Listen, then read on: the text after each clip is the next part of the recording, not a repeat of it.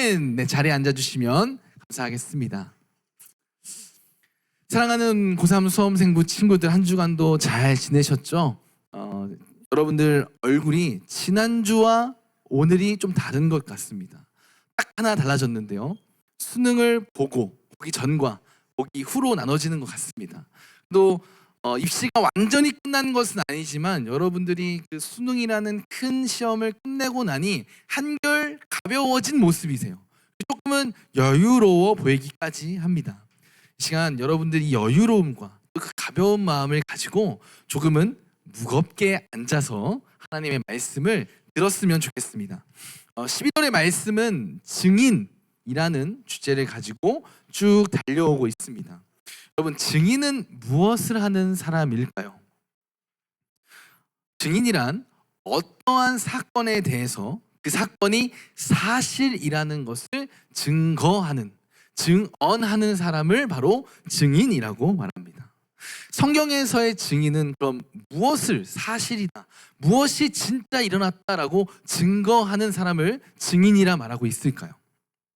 바로 예수님의 행하신 십자가 사건, 예수님의 구원 사건이 사실이다라고 말하는 사람이, 그리고 그것을 증거하는 사람을 성경에서 말하는 증인이라고 말합니다.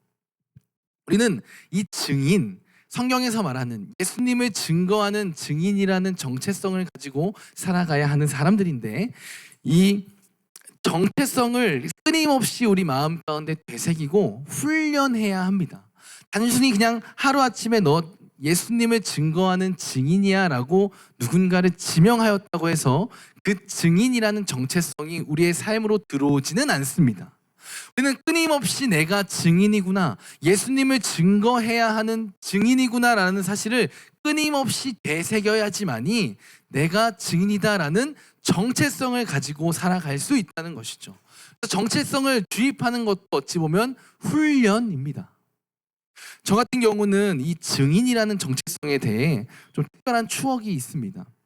여러분들이 이제 곧 가게 되실 대학교에, 저 같은 경우는 이제 부산에서 보신대학교라는 곳을 나왔습니다. 거기서는 거기서뿐만이 아니라, 여러분들 대학교에 가게 되면은 개강을 하여서 학과 선후배들과 함께 멤버십 트레이닝을 하기 위해서, 소속감을 증진시키기 위하여서 무엇을 떠나죠? 그렇죠. MT를 떠납니다. 그래서 MT를 가서 이제 고기도 구워 먹고 또 레크레이션도 하면서 대학 시절에 나름대로 쌓을 수 있는 추억을 쌓습니다.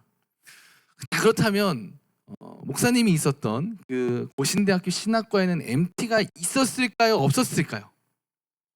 맞습니다. 있었는데 그런데 그냥 MT가 아니었어요. MT는 멤버십 트레이닝의 약자잖아요. 저희의 이 MT의 약자는 무엇의 약자였냐면 마르티스라는 헬라어의 약자였습니다. 이 마르티스라는 단어의 뜻이 무엇이냐면 증인입니다. 증인. 매 해마다 MT를 갈 거 아니에요. 고신대 신학과에서도 매 해마다 MT를 갑니다. 마르티스. 너희가 증인이다, 매 해마다 증인이다라는 정체성을 되돌아보는 시간을 가졌고요. 그 MT, 그 신학과에 가서의 그 어찌 보면 수련회와 같은 시간 가운데서도 끊임없이 하나님께서 저에게 말씀해 주셨습니다. 네가 증인이다, 네가 가서 전해야 된다라는 정체성에 대해서 스스로를 훈련시키셨습니다. 우리가 그 가운데서 저는 무엇을 깨달았느냐면, 내가 이 사명, 나를 살게 한 이 복음을 끝까지 전해야겠다, 증거해야겠다라고 끊임없이 되새겼던 기억이 납니다. 근데 여러분들, 이 복음을 증거하는 증인이라는 사명, 목사로서 신학의 길을 가는 신학도들에게만 해당되는 정체성일까요? 그렇지 않습니다. 이 증인이라는 정체성은 누구에게 해당되는 거냐면, 오늘 말씀을 듣고 하나님께서 그 마음 가운데에 증인으로서 살아가겠노라 마음을 주는 모든 이들에게 해당되는 정체성인 거예요.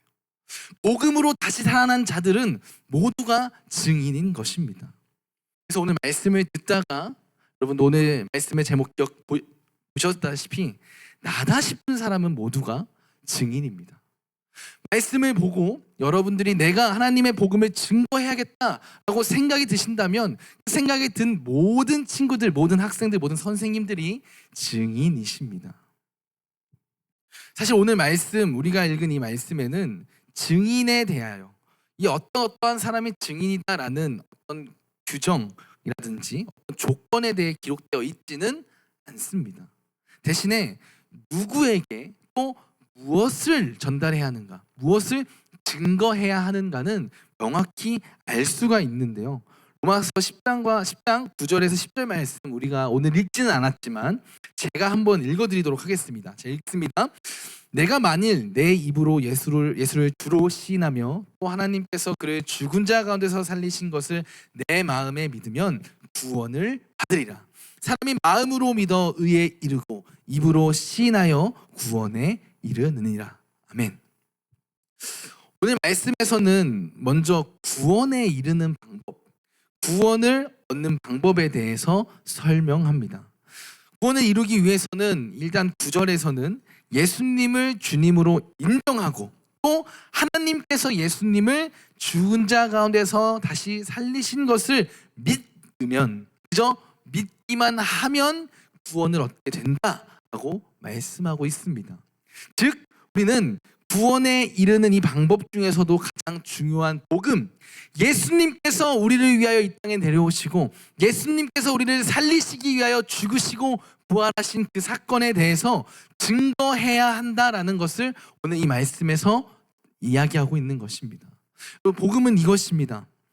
하나님이 세상을 이처럼 사랑하사 독생자를 주셨으니 이는 그를 믿는 자마다 멸망하지 않고 영생을 얻게 하려 하심이라. 복음은 이 짧은 이 한 구절에 다 담겨 있어요. 예수님의 십자가 사건과 부활, 승천을 통하여서 이 사실을 믿기만 한 자들에게 영원한 생명을 주시겠다 하신 그 약속, 이 약속이 거짓이 아니라 사실이라는 것을 삶으로 증거하는 것이 바로 증인들입니다.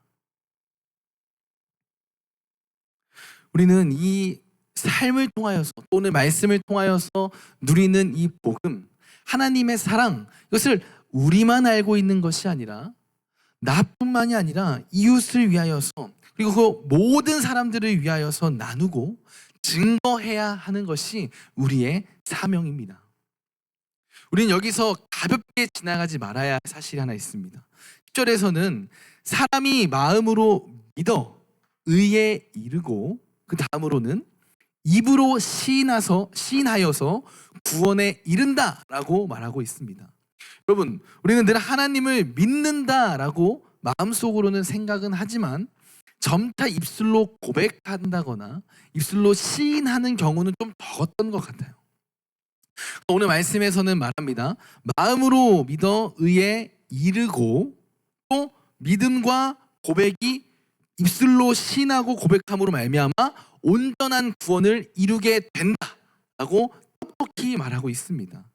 따라서 여러분들 구원에 이르기 위하여 필요한 것이 두 가지 있습니다. 첫 번째는 이 복음을 믿는 믿음일 것이고 두 번째는 이 복음을 말하는 것, 고백하는 것, 이 복음이 사실이라는 것을 시인하는 것, 더 나아가서는 이 복음이 진짜라는 것을 증거하는 것. 믿음과 증거함, 이 두 가지가 여러분들 삶 가운데 만족되어야지만이 어찌 보면 온전한 구원을 이루게 되어진다라고 로마서의 저자는 말하고 있습니다. 따라서 우리는 구원을 이루기 위하여, 여러분들 영원한 생명을 이루기 위하여서는 믿음을 가져야 되시고 그 믿음을 토대로 복음이 사실이다 증거하며 살아가셔야만 합니다.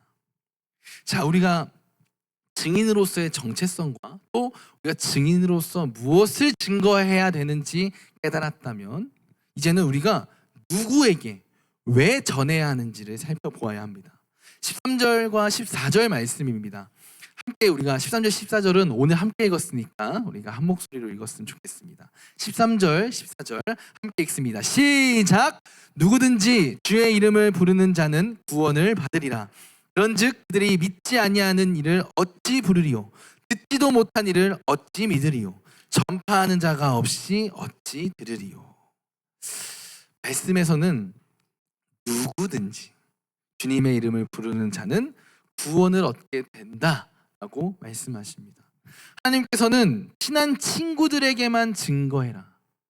너에게 가장 가까운 가족들에게만 말씀을 증거하고 복음을 증거해서 전도해라 라고 말씀하시지 않으시고 누구든지 세상의 모든 사람들이 예수님의 이름을 부르도록 누구든지 예수님의 이름을 부를 수 있도록 하나님 나라의 복음을 모든 이들에게 증거하라고 증언하라고 말씀하고 계십니다. 그리고 덧붙이십니다. 14절입니다. 복음에 대해 아무것도 모르는 그들이 어떻게 예수님의 이름을 부를 수 있겠는가? 또 예수님에 대해서 한 번도 들어본 적이 없는 그 사람들이 어떻게 예수님을 믿을 수 있겠니? 전파하는 자가 한 명도 없는데 도대체 어떻게 저들이 예수님에 대해 알 수 있겠느냐? 탄식합니다. 이 탄식은 단지 복음은 이스라엘에게만 적용된다라고 생각했던 당시의 이스라엘 사람들을 향한 탄식일 수도 있겠지만 사실 더 나아가서는 이 복음을 우리 스스로 복음을 나의 것이다라고 생각하고 나만 누리고 있는 우리들에게 하는 말이기도 합니다. 어찌 전하는 사람들이 없는데 저 사람들이 예수님에 대해 알 수가 있겠느냐?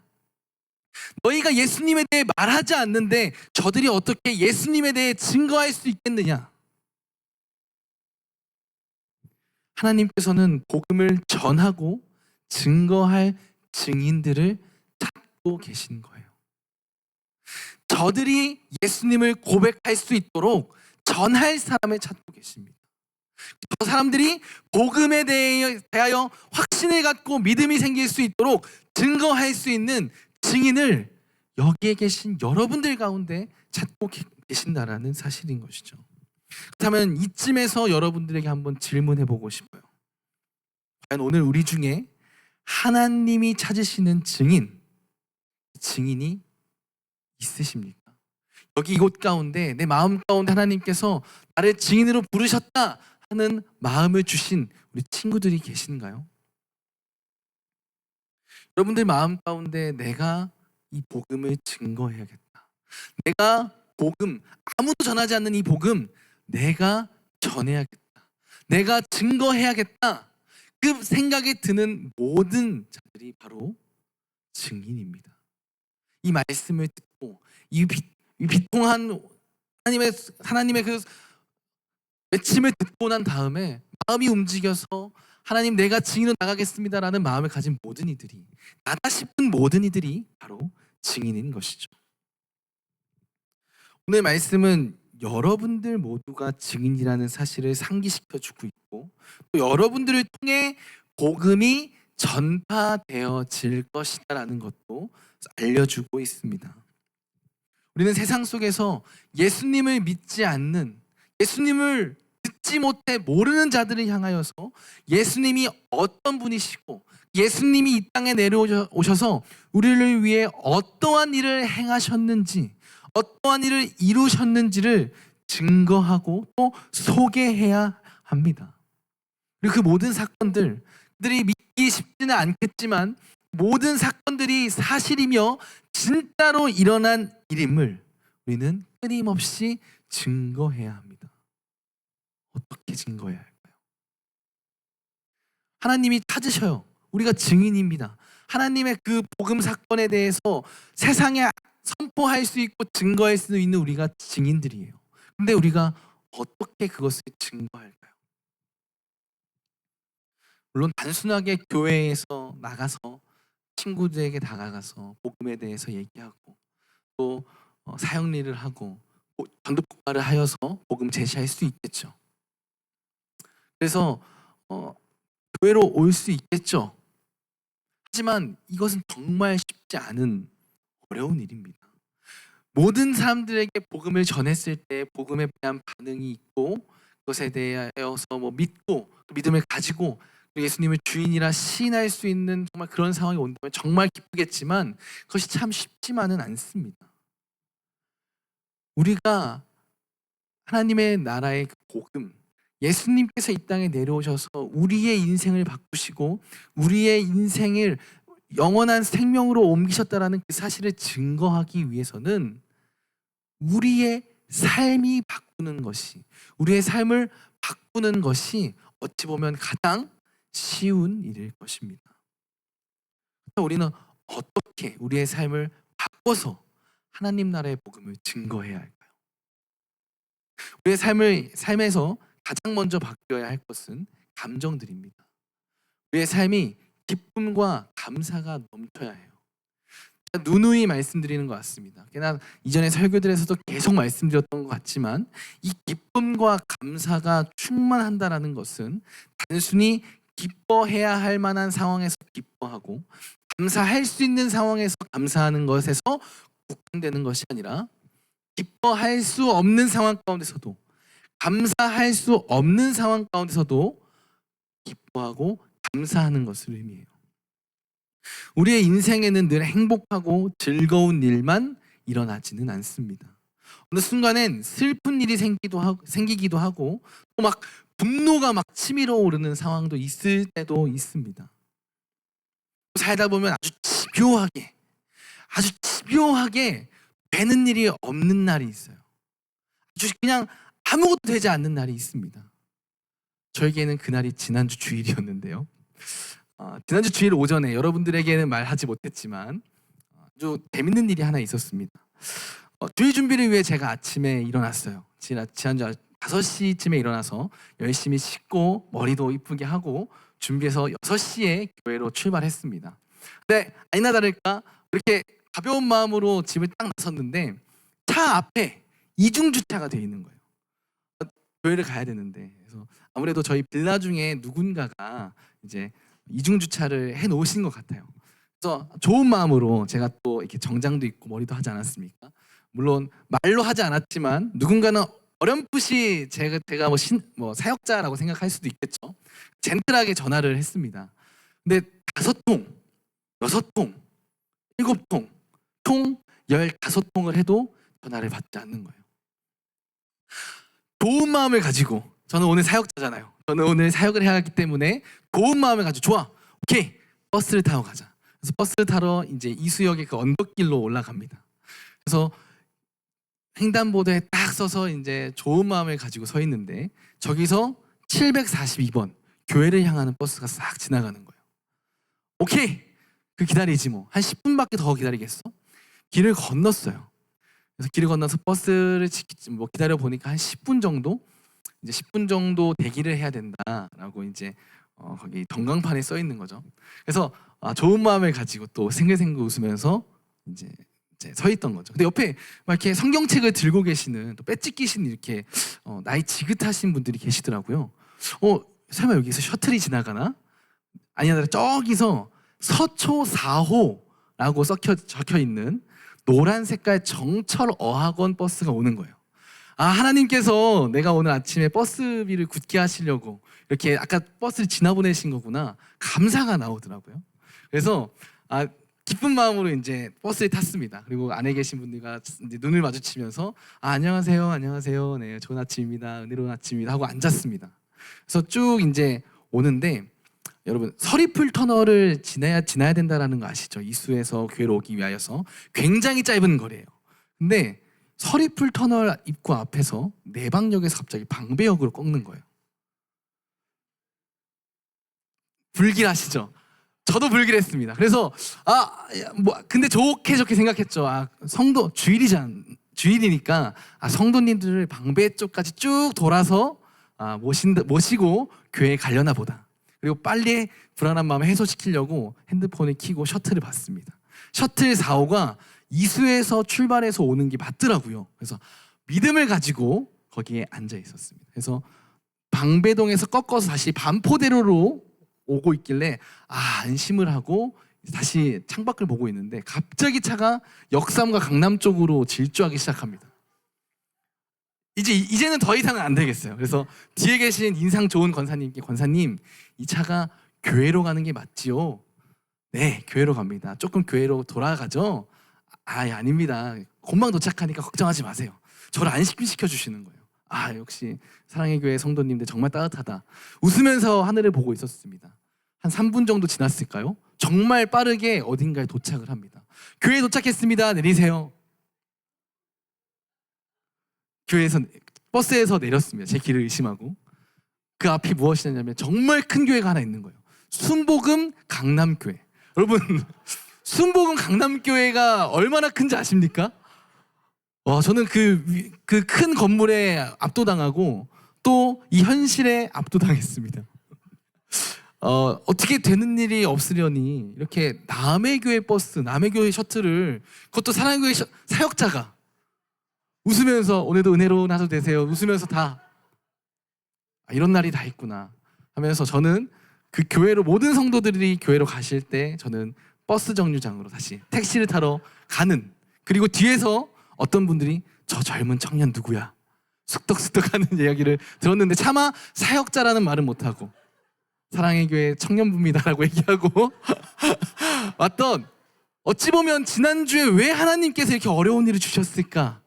사실은 마음이 심란하기는 했어요. 그러나 이것이 그렇게 심란하지는 않았습니다. 왜냐하면 저에게는 그냥 이 일이 우리 성도들과 또 선생님들과 동역자들과 웃을 수 있는 자그마한 일이었어요. 그리고 어찌 보면 지난주까지는 하나님께서 나에게 왜 이런 하루를 허락하셨을까 했지만 오늘에서는 이 일이 정말 아무것도 풀리지 않는 오늘 하루의 예화가 되었어요. 주일임에도 불구하고 하나님을 일을 하려고 정말 좋은 마음으로 나옴에도 불구하고 쉬운 길로 가지 않고 돌고 돌아가는 이 상황을 하나님께서는 먼저 경험하게 하셨던 것이죠. 하나님께서는 우리의 삶 가운데 모든 것을 합력하여 선을 이루시는 분이십니다. 이해되지 않는 상황, 이해되지 않는, 정말 세상 사람들이 보기에는 재수가 옴붙었다라고 생각할 만큼 안 되는 날도 있을 거예요. 그리고 여러분들 마음 가운데 정말 어려움들도 많을 것이고, 그리고 여러분들이 삶에서 정말 많은 어려움을 마주하여 좌절할 때도 있을 것입니다.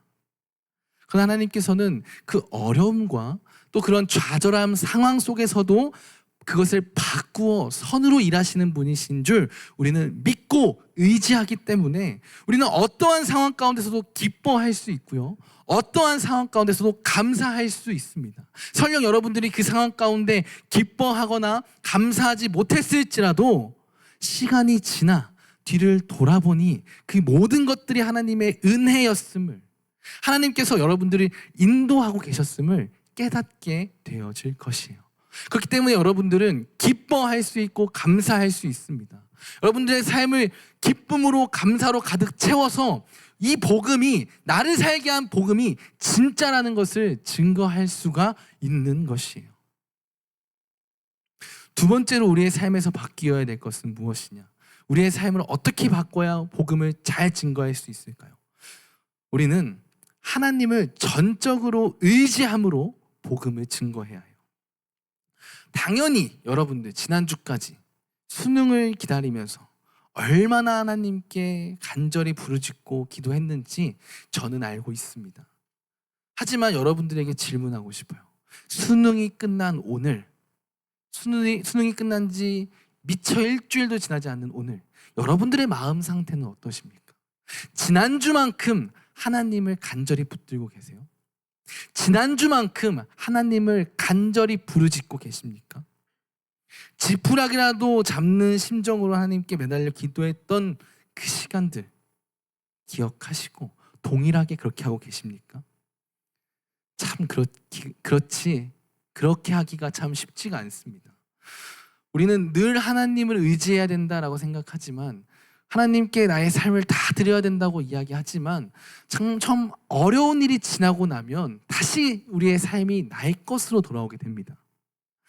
우리의 삶을 과감하게 하나님께 맡겨드리고 드릴 수 있어야지만이 세상 사람들이 우리의 모습, 우리의 삶을 내려놓고 우리의 삶을 하나님께 맡겨드리는 것을 보고 그 복음이 저 사람의 인생을 드릴 만큼 가치 있는 것이구나 발견하게 되는 거예요. 우리는 전적으로 하나님을 의지함으로, 전적으로 나의 삶을 드림으로 하나님의 복음이 진짜라는 것을 증거해야 합니다. 또 우리가 이렇게 하나님을 전적으로 의지하게 된다면 우리는 많은 것들을 포기할 수 있게 돼요. 무엇을 포기하게 되냐면 우리 인생의 주권을 포기하게 됩니다. 하나님이 나의 인생의 주인이십니다. 내 인생의 주인은 내가 아니라 하나님이십니다 라고 고백하며 나의 모든 것들을 하나님께 맡기게 되고 신뢰하게 되고 기도하게 되고 주님의 부르심에 순종할 수 있게 됩니다. 또 포기할 수 있는 것은 무엇이냐면 세상을 향한 호기심과 또 세상을 향한 욕심을 포기할 수 있게 되어지는 것이죠. 예를 들면 여러분, 성인이 되는 여러분들 술, 담배 주변에서 많이 권유할 거예요. 그러나 우리는 포기할 수 있어야 돼요. 왜냐하면 이 술과 담배는 복음을 전하는 데 있어서는 굉장히 치명적입니다. 여러분들이 이 술과 담배를 하는 순간 세상은 여러분들을 위선자로 볼 거예요. 참 아이러니하게도 교회 안에서는 이 술과 담배에 대한 문제에 대해서 죄가 되냐 죄가 아니냐라는 논쟁이 계속 끊임없이 이야기되어지고 있어요. 여러분, 물론 죄가 아니고 성경엔 술을 마시지 말라라고 말씀 안 하시고 이런 많은 이야기를 차치해 놓고 여러분들은 증인입니다.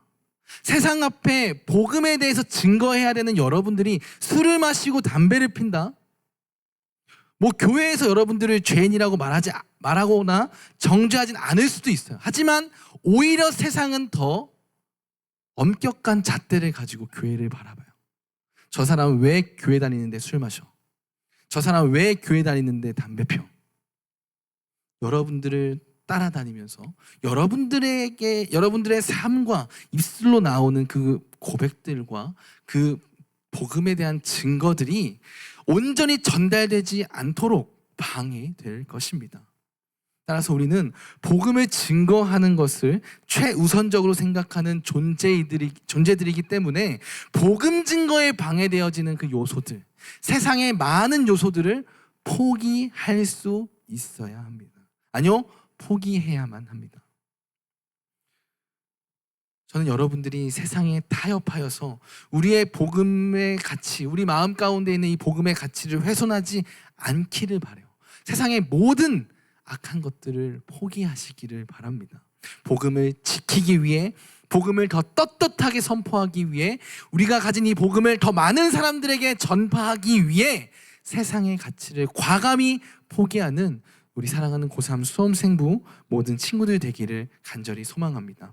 우리가 이렇게 기쁨과 감사로 또 언제 어느 때나 주님을 의지하고 세상의 것을 포기함으로 복음을 전하는 증인의 삶을 살아가게 될 때에 하나님께서는 여러분들의 삶을 통하여서 여러분들의 감사와 기쁨, 여러분들이 하나님을 전적으로 의지함과 또 세상을 포기하는 그 모든 모습을 통하여서 세상 사람들에게 복음을 증거하실 거예요.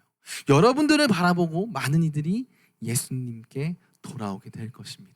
저는 그 믿음의 역사가 오늘 이 고3 수험생부 예배를 드리고 있는 여러분들을 통하여 시작되어지기를 간절히 바랍니다. 오늘 마지막 15절 말씀을 읽고 말씀을 마무리하겠습니다. 제가 한번 읽겠습니다. 보내심을 받지 아니하였으면 어찌 전파하리요? 기록된 바 아름답도다 좋은 소식을 전하는 자들의 발이여 함과 같으니라. 보내심을 받지 아니하였으면 어찌 전파하리요?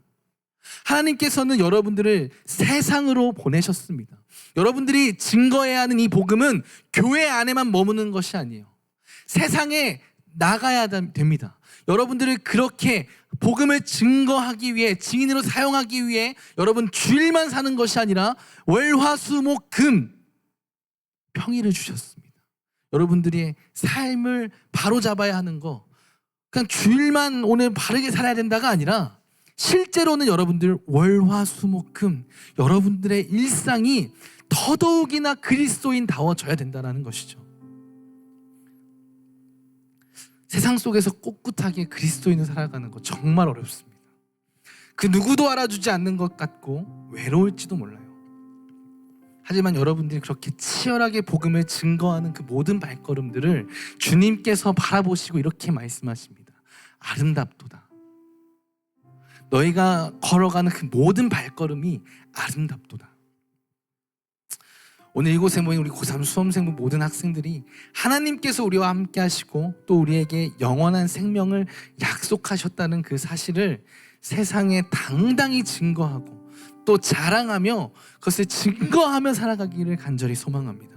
그래서 여러분들을 통하여 세상이 예수님을 발견하고 구원에 이르는 놀라운 역사가, 또 여러분들이 전하는 그 복음으로 말미암아 세상이 뒤집어지는, 변하여지는 역사가 이루어지기를 간절히 소망합니다. 이 시간 우리가 다 같이 자리에 일어나서 오늘 들은 말씀을 놓고 함께 찬양했으면 좋겠어요. 함께 찬양하실 때 주님, 우리 인생에 찾아와 주시고 우리에게 구원을 선물로 주셔서 감사합니다.